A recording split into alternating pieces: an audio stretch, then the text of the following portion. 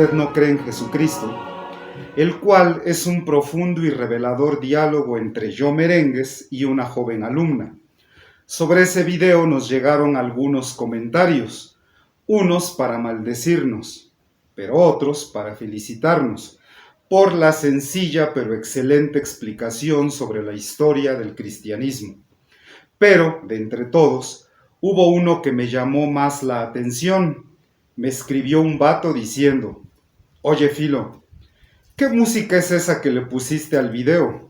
Está bien chida. ¿Es música religiosa o no?» Mucho se alegró mi corazón al leer esas palabras, pues, sinceramente, no pensé que alguien le fuera a poner atención. En respuesta diré que sí, efectivamente, es música religiosa, mística, sacra, divina. Es sencillamente de lo mejor que la Europa cristiana ha producido en su historia. La pieza en cuestión se llama Jesus bleibt meine Freude. Es el 10º movimiento de la BMV 147, una de las cantatas del músico alemán Johann Sebastian Bach, intitulada Herz und Mund und Tat und Leben. Para quienes no lo sepan, eso de BMV significa Bach Werke Verzeichnis, que se puede traducir como catálogo de obras de Bach, y que es la clasificación de las obras de Bach realizada por el musicólogo Wolfgang Schmida en 1950. Ya en persona, uno de mis sobrinos, un joven señor de unos 35 años, padre de familia, me preguntó: «Oye, Filo, pero ¿cómo está eso de que te gusta la música religiosa si tú no crees en Dios?» Bueno, pues la cosa es que yo no solo heredé las memorias del hijo del difunto Aniceto Crisanto. Entre otras cosas, también heredé su preferencia sexual, su homosexualidad y su gusto y pasión por la música de Johann Sebastian Bach. En noviembre del año pasado, en Macehualquintos, subimos un video intitulado No todos los músicos creen en Dios, pero todos creen en Bach. Véanlo, está chidito. Es más, considero que todos los músicos de Santa Clara Huitziltepec deberían verlo. Hay ahí un mensaje dirigido a ellos. No más que hay que mirarlo y escucharlo con atención. En fin, que en ese video cuento cómo fue que el hijo del difunto Aniceto Crisanto se interesó por la música religiosa alemana. Interesante, porque lo suyo era la música electrónica, el techno, el rave. En Berlín, la capital de Alemania, se la pasaba en las discos y antros bailando esa música y conociendo hombres con los que se iba a la cama o a los Keller, una especie de sótanos de cuartos oscuros en donde los hombres daban rienda suelta a su lujuria y pasión. Tenían sexo hasta el hastío, pecando escandalosamente. Hasta que un día, uno de sus amantes, un empresario alemán de mucha lana y muy culto, dueño de una fábrica, lo invitó a un concierto en la Catedral de Berlín. Ahí fue donde escuchó por primera vez la cantata 147. Acerca de sus creencias, ya he contado en otros videos cómo el hijo del difunto Aniceto Crisanto, a través de sus parejas, novios y amantes, conoció el hinduismo, el budismo, el islam y el marxismo, pero que él era más bien ateo. Pero, una vez que conoció la música de Johann Sebastian Bach, se entregó a ella por completo. Buscaba con frenesí en Berlín los lugares donde se interpretaba esa música divina, iglesias o auditorios, y de toda esa música su pieza favorita fue la cantata 140, Wachet auf, ruft uns die Stimme. En sus memorias escribe que la música de Bach es la máxima expresión de la música religiosa cristiana. Él, como yo, no era cristiano, no creía en Jesucristo, pero sentía que la música de Bach iba más allá de ese personaje mítico surgido del Concilio de Nicea. La música de Bach es, en su opinión, un legado para toda la humanidad. De cualquier manera, ¿de qué trata la cantata Jesus bleibet meine Freude?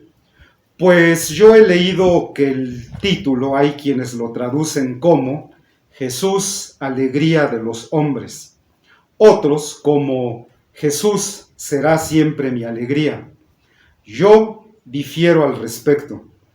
Otra de las cosas que heredé del hijo del difunto Aniceto Crisando es su conocimiento del idioma alemán.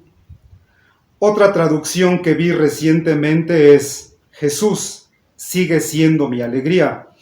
No está mal, siempre y cuando no se piense que la oración está en presente de indicativo, es decir, que se está afirmando algo, porque entonces debería decir Jesus bleibt meine Freude. Y el título original no es ese, sino Jesus bleibet meine Freude. Y es que el modo imperativo es para dar una orden, sí, pero también para hacer una súplica. Bleiben es el verbo permanecer, quedarse. Así que quien entona el canto, o la cantata para ser más precisos, está dirigiéndose directamente a Jesucristo, rogándole con insistencia y humildad que permanezca, que se quede, que continúe siendo, que no deje de ser el motivo de su alegría y felicidad, ya que la palabra Freude significa alegría. Bueno, esa palabra me recuerda a otra pieza de otro músico alemán, la Sinfonía 9 de Beethoven, que en la parte coral dice algo así como Freude, schöner Götterfunken, Tochter aus Elysium, wir betreten feuertrunken, himmlische der Heiligtum. Bueno, pero regresando a Bach, en mi caso, no tengo que traducir la letra de las cantatas. Prefiero sentirlas, percibirlas, sufrirlas y gozarlas en alemán. Aunque, a decir verdad, sí he hecho algunas traducciones. Hace unos 20 años, el ahora difunto maestro George Hartmann, maestro de la Facultad de Música y Arte de la UAP, tenía un programa de música clásica, precisamente de Radio UAP. Aunque la música de Bach no pertenece propiamente al clasicismo, sino al barroco, en varias ocasiones yo le ayudé con la traducción de algunas obras de músicos alemanes, principalmente de Ludwig von Beethoven y Johann Sebastian Bach. En fin, que la cantata 147 es corta como la vida, pero bella, profunda, reveladora. Y a la letra dice, en alemán, Jesus bleibet meine Freude, meines Herzens Trost und Saft. Jesus wehret allem Leide. Ist meines Lebens Kraft. Meiner Augen Lust und Sonne.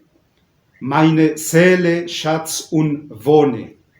Darum lasse ich Jesum nicht aus dem Herzen und Gesicht.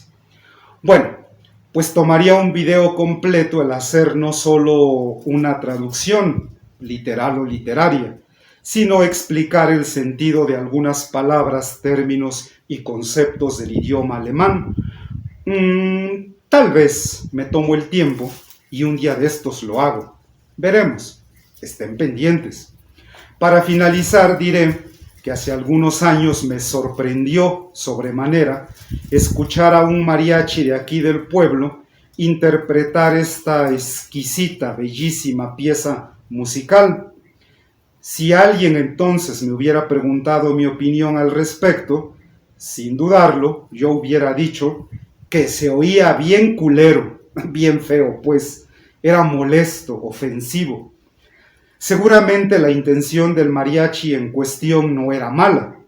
No digo su nombre del mariachi porque no sea que se vayan a ofender, pero en su intento de vulgarizar lo sublime, de agregar una pieza más a su repertorio, destruían la magia y el encanto, el misticismo y la sacralidad de esta hermosa pieza musical. Aunque, por otro lado, no dudo que en este pueblo de Santa Clara Huitziltepec existen los elementos, los músicos, capaces de interpretar esta sublime pieza, como se debe, con los respectivos coros e instrumentos, y podría ser que la interpretaran en algún lugar, por ejemplo, el salón de actos de la primaria, la sombra en el centro, o, mejor aún, en la parroquia local. Si así fuera, yo, el Filo, estaría ahí presente en primera fila. Mientras tanto, sigan viendo y escuchando.